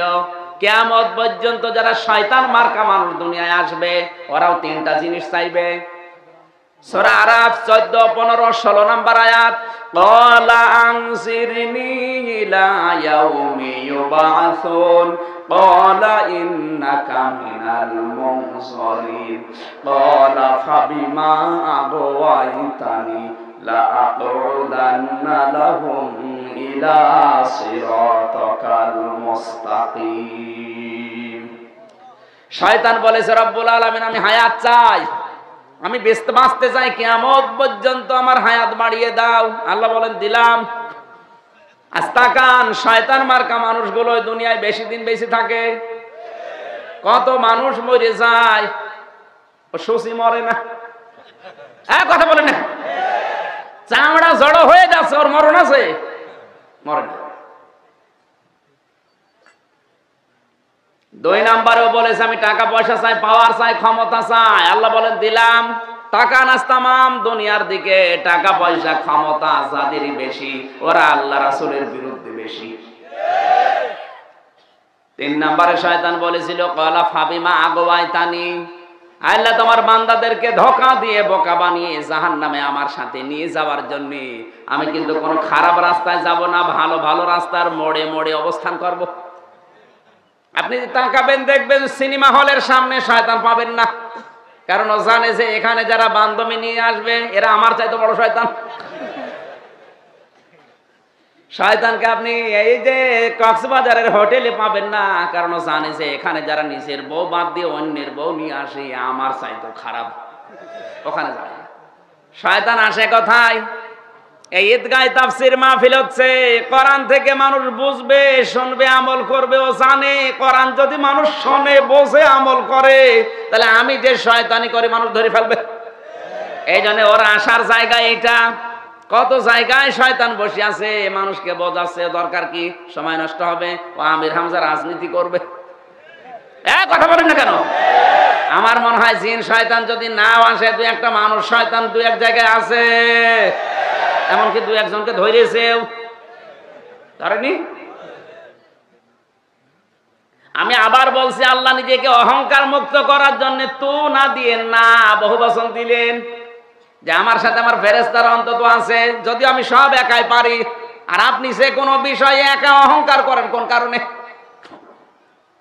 3বার তাকিদ দেওয়ার পরে আল্লাহ জানিয়েছেন অবশ্যই অবশ্যই অবশ্যই আমরা পাঠিয়েছি ফি কুল্লি উম্মাতিন, প্রতিটি জাতির জন্য রাসূলা, রাসূল পাঠিয়েছি। কি পাঠিয়েছে? বলেন বলেন। তাহলে নবীওয়ালা কাজ, রাসূলওয়ালা কাজ দুনিয়াতে যারা করছে তাদের কর্মসূচি ছিল 2টা। প্রত্যেকটি জাতির ভেতরে তারা 2টা কর্মসূচি মানুষকে দিয়েছে। আনি উবুদুল্লাহ, 1 নম্বরে আল্লাহর ইবাদত করো, 2 নম্বরে ওয়াজতানিবুত তাগুত, আর তাগুতকে ছেড়ে দাও। আল্লাহর ইবাদত আগে না তাগুত ছেড়ে দেওয়া আগে? কথা না বুঝলে বলবেন না। বিশেষ করে আলেম যারা আছেন এখানে মাঝখানে ওয়া আছে, ওয়াজতানিবুত তাগুত। আপনাকে তাগুত ছেড়ে দেওয়া লাগবে ইবাদত পরে। আপনি মাগরিবের নামাজ পড়তে গিয়ে দেখলেন যে ওযু নেই, এখন ওযু করতে গেলে আবার তাকবীরুল্লাহ পাবেন না। এখন যদি মনে করেন পরে ওযু করব আগে নামাজ ধরি, হবে? বলেন বলেন। কারণ নামাজ পড়ার জন্য পবিত্রতা শর্ত। হালাল খাবার আগে না ইবাদত আগে? কেন? হালাল হলে আবার খাওয়া যাবে, কোরআনে এমন কথা আল্লাহ দেয়নি। হালাল হতে হলে ওটা হালাল তো হওয়াই লাগবে এবং রুচিশীল হওয়া লাগবে। ওটা তো পবিত্র হবে 1 নম্বরে, 2 নম্বরে রুচিশীল হওয়া লাগবে। ইয়া আইয়ুহাল্লাযীনা আমানু কুলু মিন তাজ্জিবাতি মা রাযাকনাকুম ওয়াশকুরু লিল্লাহ। সূরা বাকারা 172 নম্বর আয়াত। আল্লাহ পাক বলেন, ইমানদারেরা যদি আল্লাহর ইবাদত করতে রাজি থাকো, আগে হালাল খাও, এরপরে আমি আল্লাহকে ডাকো। আগে হালাল খাবার না ডাকা? আরো জোরে বলেন। আগে হালাল খাওয়া লাগবে আপনাকে, এরপরে আপনি আল্লাহকে ডাকবেন। আগে ডাকাডাকি করে নাই, অনেকে বলে আগে ডাকাডাকি করে নেই পরে হালাল খাবো না। এই জন্য অনেকেই দুনিয়াতে আমরা দেখি উল্টা পাল্টা কাজ কারবার করে সম্পদের পাহাড় জমায়, ও বলে আমি শেষ বয়সে হজ করে ভালো হয়ে যাব। তোর ওই হালাল খাবারের হজ কবুল হওয়ার সম্ভাবনা আছে? বলেন বলেন। কুলু মিন তাজ্জিবাতি মা রাযাকনাকুম, এর আগে 2 আয়াত আগে একটা আয়াত আল্লাহ দিয়েছেন সূরা বাকারায়, হালালান তাজ্জিবা। তোমরা হালাল খাবার খাও, শুধু তা না, ওটা পবিত্র এবং রুচিশীল হওয়া লাগবে। দুনিয়াতে এমন অনেক হালাল খাবার আছে যেটা রুচিশীল না, এই জন্যে মানুষ খায় না। এই যে নাক দিয়ে যেটা আসে এটা কিন্তু হালাল। এটা কি হালাল না? আপনি কি ঘুমাচ্ছেন? জানেন, এটা জানেন নাক দিয়ে যেটা আসে এটা কি হালাল না? বলছেন না হালাল না, মানে নামাজ পড়তে বেশি বলছেন। নাক দিয়ে এমন মুখ দিয়ে যে থুথু লালা যেটা আছে এটা কিন্তু হালাল, কেউ যদি বলে ভাই পিরিজে করে মাখন মনে করে খান, খাবেন না কেন বলেন তো? কারণ ওটা রুচিশীল না। ওটা কি বলেন না কেন? এখানে আল্লাহ ওয়াজিতানিবুত তাগুত কেন দিয়েছেন এটা আপনাকে আগে বের করা লাগবে। ইবাদত আগে না, আগে তাগুত ছাড়ো। ইবাদত তুমি যতটুকুই করো অসুবিধা নেই, কিন্তু আগে তাগুত তোমাকে ছাড়া লাগবে। এখন তাগুত কি এইটা যদি আপনি না ছাড়েন তো ইবাদত করবেন কি দিয়ে? কথা বলছেন না কেন? তাগুতের অর্থ চারটা, মনে আছে তো? কিছু বুঝতেছেন নাকি আবার নামিয়ে দেওয়া লাগবে? শিখছে যেন ওঠা যায় অন্তত, নাকি? ইবাদত যদি কেউ করতে চায় আগে তাগুত তাকে ছাড়া লাগবে, আর তাগুত ছাড়তে হলে তাকে চেনা লাগবে। আরো জোরে বলেন। তাগুতের অর্থ চারটা, বলেন। এরা মনে হয় রাত বেশি হওয়ার কারণে ঘুমাচ্ছে। জবাব দেওয়া লাগবে তো আপনাকে। তো ভারতের মতো হয়ে গেল। আমি কলকাতায় যাই, মাঝে মাঝে মনে হয় যে জিন্দা কিছু অলি বসে আছে, ও মুখই খোলে না, জিন্দা কবরস্থানে বসে আছে। তা আপনি তো জবাব দেবেন যে আপনি বোঝেন কিনা। আমি যদি বারবার বলি যে আপনি বোঝেন না, তো বলে কি করবো? তাগুত কয়টা? আরো জোরে। এটা যদি আপনি না চিহ্নিত করতে পারেন তো ছাড়বেন কি করে? আর ওটা যদি না ছাড়েন তাহলে আপনার ঈমান হবে না। কোরআনে আপনি যেখানে দেখবেন আগে তাগুত ছাড়ো এরপর ঈমান আনো। সূরা বাকারা 3 নাম্বার পারা, 1 নাম্বার পৃষ্ঠা 13 নাম্বার লাইনে 256-57 নাম্বার আয়াতে আছে, ফামাইয়াকফুর বিত-তাগুতি ওয়া ইউমিন বিল্লাহ ফাকাদ ইসতামসাকা বিল উরওয়াতিল ওয়াসকা লা ইনফিসামা লাহা ওয়াল্লাহু সামিউন আলীম। আল্লাহ রাব্বুল আলামিন বলেন, ওহে নবী আপনি বলেন যারা ঈমান আনতে চায় তারা যেন তাগুত ছেড়ে দেয়। কেউ যদি আল্লাহর প্রতি ঈমান আনতে চায় তাকে কি ছাড়া লাগবে? আরো জোরে। তাগুতের 1 নাম্বার অর্থ হচ্ছে নিজে আল্লাহর বিধান মানে না, অন্য কেউ মানবে, মানতেও দেয় না। এদেশে তো নেই। হ্যাঁ, সে রাষ্ট্র ক্ষমতা হতে পারে, কোন ব্যক্তি হতে পারে, কোন প্রতিষ্ঠান হতে পারে, কোন দল হতে পারে, যে আল্লাহর বিধান নিজে মানে না, অন্য কেউ মানবে, মানতেও দেয় না। এটার নাম কি? বলেন বলেন। এরকম কিছুর সাথে যদি আপনার সম্পর্ক থাকে, আপনি যদি সমর্থন করেন, আগে ওইটা ছেড়ে দেওয়া লাগবে, এরপরে ঈমান আনবেন।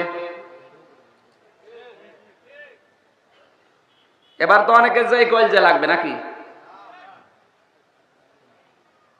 আমি আমার ঈমান থেকে কথা বলছি, কে খুশি হবে বেজার হবে ওইটা দেখতে গেলে কোরআনে কারিমের হক আদায় হবে না।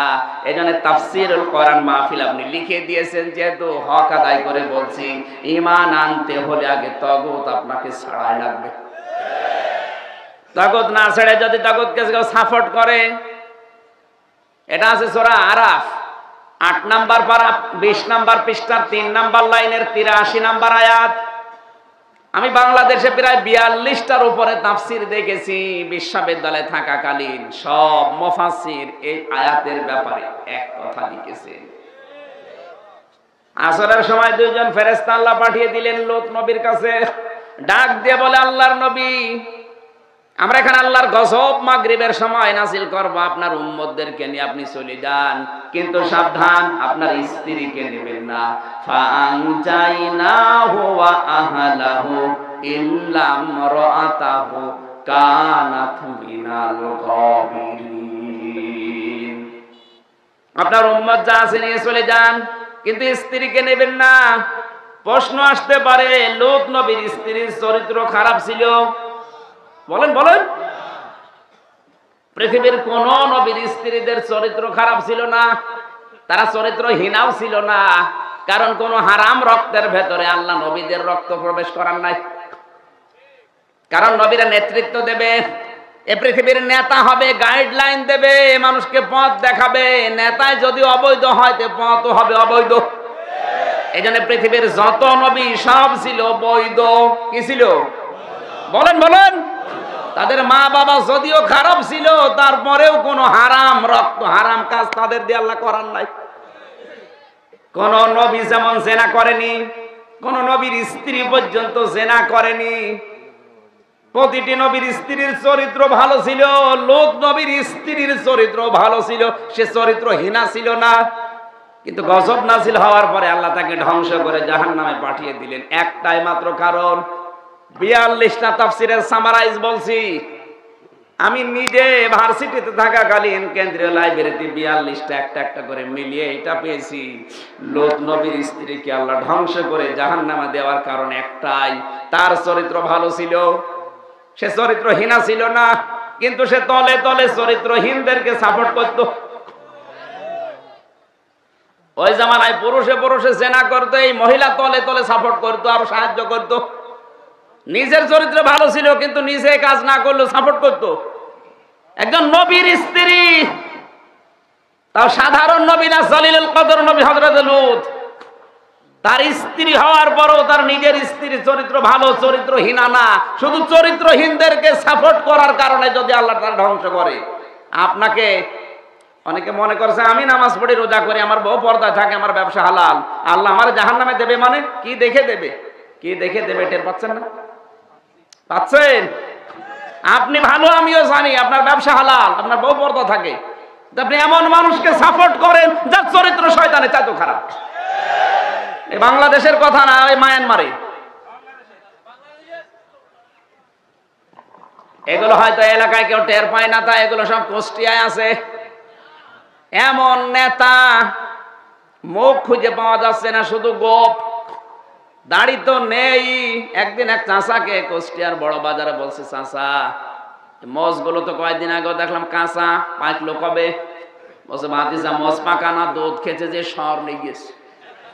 মোষ দেখেছেন কি? মোষের বউ, মোষ আবার পাকিয়ে রাখে জেনারেল ওসমানের মতো। এত বড় বড় মোষ রেখেছে, ও কোন হয় ভেতরে টের পায় না।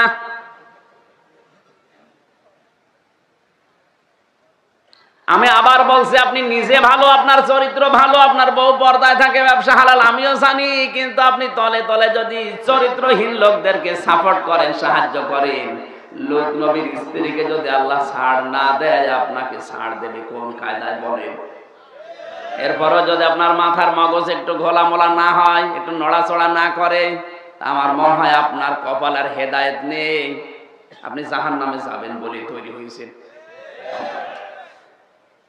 তাগুতের প্রথম ব্যাখ্যা, নিজে আল্লাহর আইন মানে না, অন্য কেউ মানবে, মানতেও এরকম কিছুর সাথে সম্পর্ক থাকলে ওটা আগে বাদ না দিয়ে ঈমান আনলে ঈমান কবুল। আরো জোরে বলেন। আল্লাহ রাব্বুল আলামিন বলেন, প্রতিটি নবী আগে এটাই জানিছে যে তাগুত ছেড়ে দাও, এরপরে ঈমান আনো। আর ঈমান আনলেই তার প্রথম দায়িত্ব আল্লাহর ইবাদত করা। কি করা? এখানে প্রথম শব্দটাই আনি আবুদুল্লাহ, আল্লাহর ইবাদত করো। এখন ইবাদত কাকে বলে? পুরা কোরআন শরীফ পড়ে আমি ইবাদত পেয়েছি প্রধানত 9 প্রকার। কয় প্রকার? আরো জোরে বলেন। 9 প্রকার। কেন কেন বলছি? আমার এই যে মোবাইলটা, এর ভেতরে একটা নাম্বার আছে সিম, 01 বাদ দিলে আসল নাম্বার কয়টা? 9টা। বলেন বলেন। মোবাইলের আসল নাম্বার কিন্তু 9টা, 01 তো সব সিমে আছে। এই 9টা নাম্বারের একটাও যদি উল্টা পাল্টা হয়, কল আমার কাছে আসবে। আরো জোরে বলবে। কোথায় যাবে? Wrong number.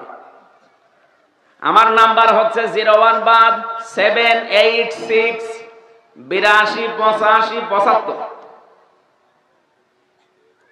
16 সালে হজ করে আসলাম, যখন দেখি রাত 2টার পর এক মহিলা কল দিয়ে বলছে, হ্যালো তুমি কোথায়? কই আমার ঘরে। বলছে তোমার মনে নেই? কি মনে থাকবে? যে জোরে আওয়াজ দিচ্ছে, এমনিতে মোবাইল তো ওইরকম। চিন্তা করলাম আওয়াজ যদি পাশে, তখন কেবল বিয়ে করেছি, কয় বছর হয়েছে। ও যদি শোনে তাহলে আমার সকালে খাবার বন্ধ করে দেবে। জোরে বলতে পারছি না, বালিশের নিচে মোবাইল নিয়ে বললাম, কি হয়েছে বলেন? কি হয়েছে মানে, অমুক জায়গায় আসার কথা ছিল, তোমার মনে নেই, আসলে না। সারাদিন আমি অপেক্ষা করে কথা যখন জবাব দিলাম না, বলছে কি এত কথা বলি জবাব দাও না। কি জবাব দেবো? আমি কুষ্টিয়া থেকে মাওলানা আমির হামজা। বলছে আচ্ছা। এই মহিলার কি সব নাম্বার ভুল ছিল? বলেন বলেন। কয়টা? একটা। আমার 01786 আর ও যে টিপ দিয়েছে 0156756, এই 8 এর উপরে কিন্তু 5 আছে, উপরেরটা টিপ না দিয়েছে নিচে চলে এসেছে রংপুরের ওই মহিলার কল রাত 2টার সময়, ওর নিজের লোক পাইনি, পেয়েছে আমি। আপনি এখান থেকে একটা শিক্ষা নিতে পারেন। এখন যে 9 প্রকার ইবাদতের কথা বলবো পুরা কোরআন থেকে, আপনার 8 প্রকার ঠিক আছে, কিন্তু 1 প্রকার ঠিক নেই। আপনার জীবনের ইবাদত বন্দেগী সব ওই শয়তানের নাম্বার, রং নাম্বারে জমা হয়ে জাহান্নামে যাওয়া লাগবে। এজন্য খুব খেয়াল করে শুনবেন। 9 প্রকার। কয় প্রকার ইবাদত? কত প্রকার বললাম? আছেন তো নাকি চলে যাবেন? জবান খুলে এবার ইবাদতের কথাগুলো আমি বলছি, আপনার কান দিয়ে শুনবেন। আল্লাহ পাক বলেন, ওয়ালাকাদ বা'আসনা ফি কুল্লি উম্মাতির রাসূলান আনি ইবুদুল্লাহ ওয়াজতানিবুত তাগুত। 1 নম্বরে ইবাদতের ভেতরে আমি বেশি পৃথিবীর যত নবী আর রাসূল আল্লাহ পাঠিয়েছে তারা জাতির কাছে 2টা মিশন নিয়ে এসেছিল। 1 নম্বরে আল্লাহর ইবাদত করো, 2 নম্বরে তাগুতকে ছেড়ে দাও। ইবাদত বললাম কত প্রকার যেন? 1 নম্বরে ইবাদত হবে ব্যক্তিগত জীবন দিয়ে। ব্যক্তিগত জীবনের ইবাদতটা কেমন হবে আল্লাহ আপনাকে শিখিয়েছেন সূরা মায়েদা 7 নাম্বার পারা 4 নাম্বার পৃষ্ঠা 4 নাম্বার লাইনের 105 নাম্বার আয়াত। ইয়া আইয়ুহাল্লাযীনা আমানু আলাইকুম আনফুসাকুম লা ইয়াগুররুকুম মান দাল্লা ইযা তাদাইতুম ইলা আখির আয়াত। আল্লাহ পাক বলেন, ঈমানদারেরা আগে নিজেকে নিজে পরিবর্তন করো। আপনি ব্যক্তি হিসাবে কেমন? আসলে আমি মানুষ, তো আমি কি মানুষ হয়ে কোনো মানুষের উপর অত্যাচার করি? নিজে নিজে যখন মানুষ ভাববে আমি আসলে কেমন, প্রত্যেক মানুষ যদি তার নিজের জায়গা থেকে এই ইবাদতটা শুরু করে, বাংলাদেশ এমনি জান্নাত হয়ে যাবে। হজের ময়দানে 70 লক্ষ মানুষ আমরা ছিলাম ওই সময়। কোনো মারামারি কাটাকাটি নেই, কোনো গন্ডগোল নেই, উচ্চ আওয়াজে কেউ কথা বলে না, কি গো এখানে কি হয়ে গেল, কোনো ফেরেশতাও তো না, সব আমরা মানুষ। আমি চিন্তা করে ওই সময় পেয়েছি একটাই কারণ প্রতিটি মানুষ আছে তার নিজের চিন্তায়। এমনকি শরীরের উপরে লাথি লাগলেও কিছু বলে না, মনে আছে পোষা বিড়াল। প্রতিটি মানুষের এই ধান্দা আছে, আল্লাহ তুমি আমাকে মাফ করেছো তো। আমাদের বাংলাদেশে 16 কোটি মানুষ যদি এই ইবাদতটা ব্যক্তিগত জীবনে শুরু করে, যে আসলে আমি কি, আমার দায়িত্ব আমি পালন করছি তো, এমনিতেই পৃথিবী ভালো হয়ে যাওয়ার কথা। ইবাদত আছে আমাদের জীবনে আজ নেই। এক একটা শব্দের ভেতরে লক্ষ লক্ষ কথা আছে, এক একটা শব্দে।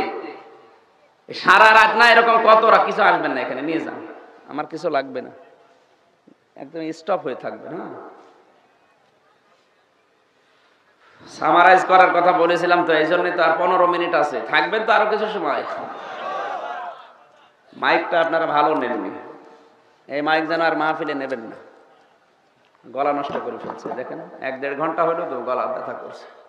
আমি 2 ঘন্টা 2.5 ঘন্টা কথা বললে এরকম হয় না, মাইকটা ভালো হয়। জেলা শহরে মাইক নেবেন যদি আলোচনা বক্তাকে বাঁচিয়ে রাখতে হয়। আপনি গরু দিয়ে চাষ করে খাবেন, গরু যদি মরে যায়, আমার অন্তত বেঁচে থাকা লাগবে।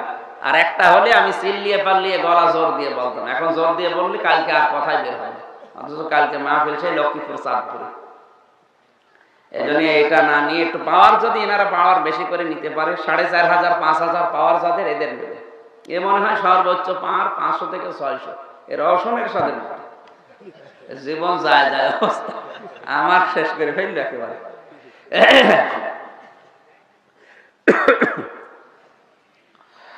সুবহানাল্লাহ আলহামদুলিল্লাহ লা ইলাহা ইল্লাল্লাহ সুবহানাল্লাহ আলহামদুলিল্লাহ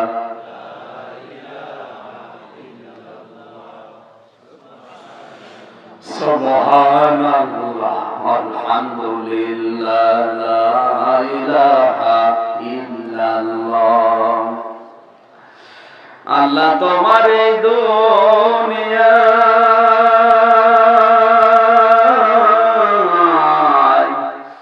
আল্লাহ তোমার এই দুনিয়ায়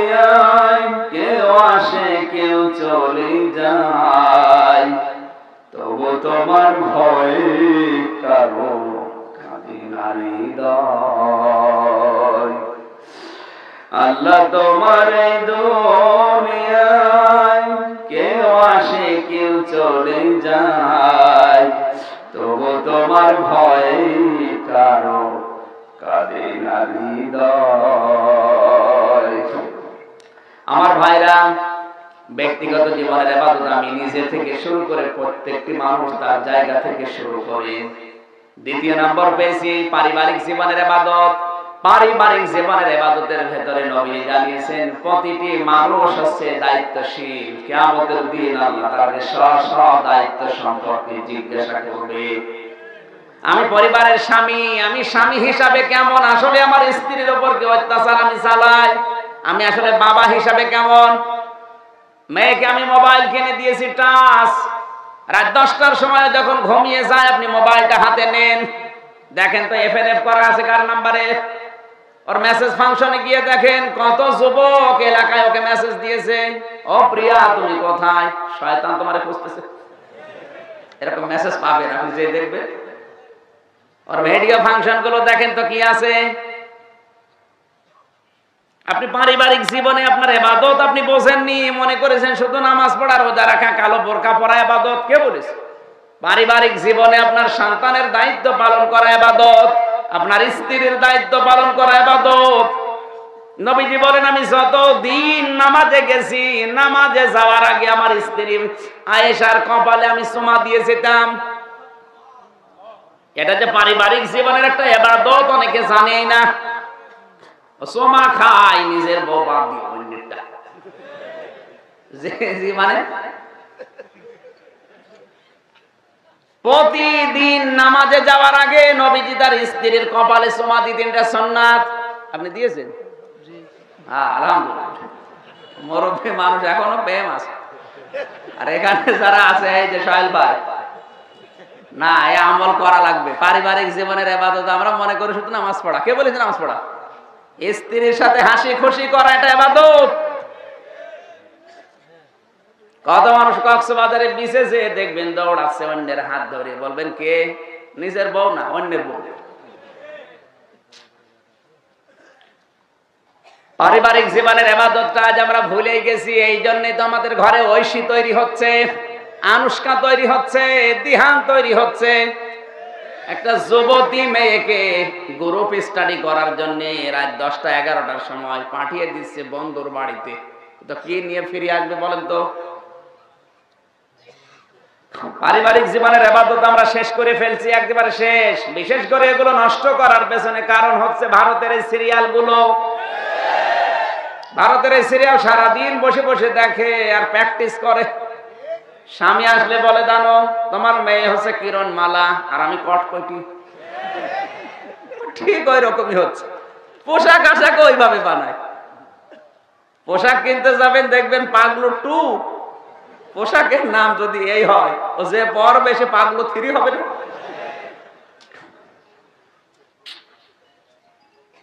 ভারতের এই চ্যানেলগুলোর প্রভাব এমন বেশি বাংলাদেশে পড়েছে, অনেকে এখন পর্দার নামে বোরকা অনেকে পরছে, কিন্তু ফ্যাশন। ইসলামের কোন আইনকে কোন বিধানকে কেউ যদি ফ্যাশন হিসাবে ব্যবহার করে ওর কবিরা গুনাহ হবে। মেয়েরা যারা এসেছেন আপনারা বোরকা যদি বানাতে চান পর্দা করার জন্য ঢিলা ঢালা ভাবে বানান। ওই এমব্রয়ডারি করা ফুল ফুল ওয়ালা বোরকা পরা জায়েজ নেই। টাইট ফিট প্যান্ট পরা বোরকা পরা হারাম। যেগুলো পরলে মেয়েদের শরীরের অঙ্গ প্রত্যঙ্গ আরো প্রস্ফুটিত হয়ে ওঠে, ওগুলো পরলে মানুষের নজর চাহিদা উল্টা পাল্টা আরো হতে পারবে। আপনি তো টের পাচ্ছেন না, মানুষের শরীরের এই যে চোখের যে ব্যাখ্যাটা সব বলতে পারিনি। এত নজরের ভেতরে আল্লাহ এমন কিছু দিয়ে রেখেছে, এত বিষাক্ত এটা কিছু কিছু মানুষের। এই কয়েক ইঞ্চি পেট মনে করছেন এ আর কি, কিন্তু এই কয়েক ইঞ্চি পেট মেয়েদের এত দামি। যার পেট যত খারাপ হবে, যত উল্টা পাল্টা জিনিসের নজর পড়বে, তত খারাপ সন্তান আল্লাহ ওখানে দেবে। দোয়া চায়, বলে হুজুর দোয়া করেন ছেলে যেন আব্দুল কাদের জেলানি হয়। তা আব্দুল কাদের জেলানি এমনি হবে? আব্দুল কাদের জেলানির মা আর তোমার স্ত্রী এক। আব্দুল কাদের জেলানি মাত্র 7 বছর বয়সে কোরআনে কারিমের হাফেজ হয়ে গেছে। তার মা বলে, আমি নিজেও কোরআনের হাফেজা, আমার সন্তান যখন পেটে ছিল প্রতিনিয়ত আমি কোরআন পড়তাম। আমি ঘর ঝাড়ু দিয়েছি, আমার মুখে আল্লাহর কোরআন। আমি রান্না করতাম, মুখে আল্লাহর কোরআন। আমার সন্তানটা হবার পরে আমি তাকে পাশে বসিয়ে ফজরের নামাজ পড়েছি। আমার তাকিয়ে দেখতাম, মুখের দিকে তাকিয়ে ও মুখ মিলাচ্ছে। এতটুকু সন্তান মাত্র 7 বয়সে পুরা কোরআনের হাফেজ হয়ে গেছে। এরপরও আব্দুল কাদের জিলানী বারবার বলতো, মা সত্যি করে বলো দেখি, তুমি আমাকে পেটে রাখা অবস্থায় কোনো হারাম কাজ করেছো কিনা? মা বলে, কি বললি? আমি বলতাম না, কারণ আমি যা পড়ি আমার মনে থাকে না, আমি ভুলে যাই। অবশ্যই তুমি আমাকে পেটে রাখা অবস্থায় কোনো হারাম কাজ করেছিলে, ওই প্রভাব মনে আমার মেধার উপরে পড়েছে, এই কারণে আমার পড়া মনে থাকে না। নয়তো মনে থাকবে না কেন? মা বলছে, বাবা আমার ওরকম কোনো কথা মনে নেই, তবে একটা কথা আমার মনে পড়ে, তোর পেটে রাখা অবস্থায় আমি তোর নানির বাড়িতে গিয়েছিলাম, দেখি ওঠানের উপরে আচার নাড় দিয়েছিল, আচার চেনেন? ওটা তুলে খেয়েছি। পরবর্তীতে জানলাম ওটা তোর নানির না, পাশের বাড়ির একজন রোদে শুকাতে দিয়েছে।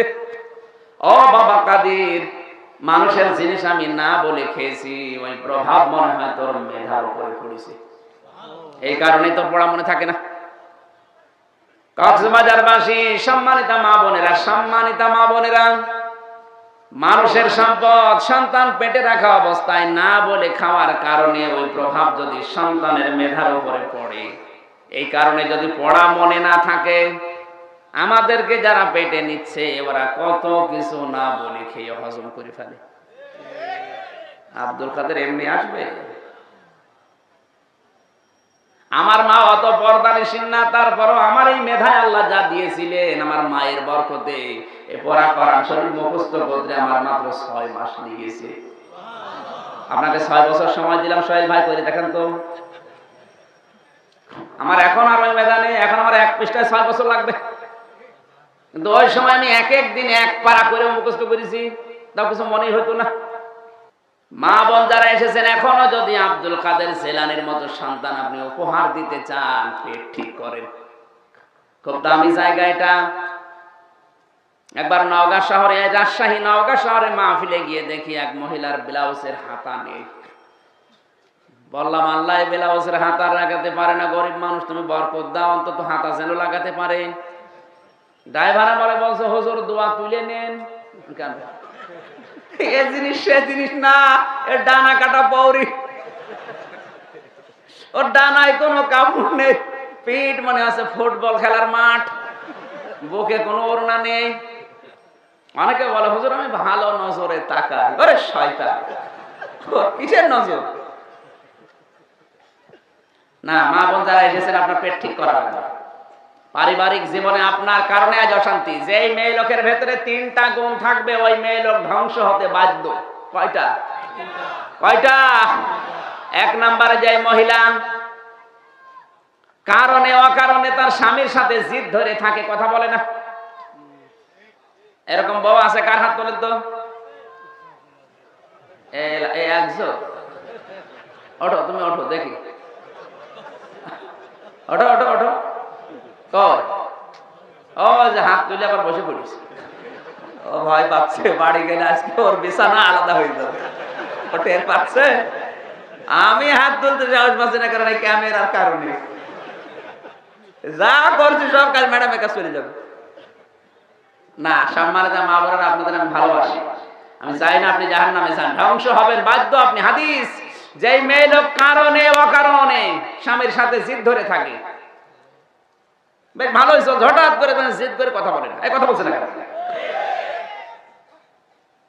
2 নম্বর, যারা স্বামীর মুখের উপরে মুখ তুলে ঝগড়া করে কথা বলে। 3 নম্বরে, যারা নিজের মা বাবা আত্মীয় স্বজনের কুপরামর্শে স্বামীর বাড়ির লোকজনের সাথে খারাপ ব্যবহার করে। বেশি বলে ফেললাম, এটা মিশকাত শরীফের হাদিস। এই 3টা গুণ যে মেয়ে লোকের ভেতরে আছে, ওই মেয়ে লোক ধ্বংস হতে বাধ্য, দুনিয়া আখিরাত সব শেষ। আমি নিজের স্বামী হয়ে বলছি, আপনি কোনোদিন আমার মন পাবেন না যতক্ষণ পর্যন্ত আমার মা বাবাকে আপনার নিজের মা বাবার মতো না জানবেন। আপনার নিজের লোকজন আসলে তো স্বামীকে দিয়ে মন মতো খরচ করা, আর স্বামীর বাড়ির লোকজন আসলে খরচ করলে আপনার মন খারাপ হয়। আপনি মানুষ, কলেরা। আশা করছি মেয়ে লোকের মাথায় যদি মগজ থাকে ওদের পরিবর্তন আসবে, আর যদি মগজ না থাকে এ কোরআন শরীফ দিয়ে হবে না, ওর বাকারি শরীফ লাগবে। পারিবারিক জীবনটা আজ আমরা ধ্বংস করে ফেলেছি একেবারে।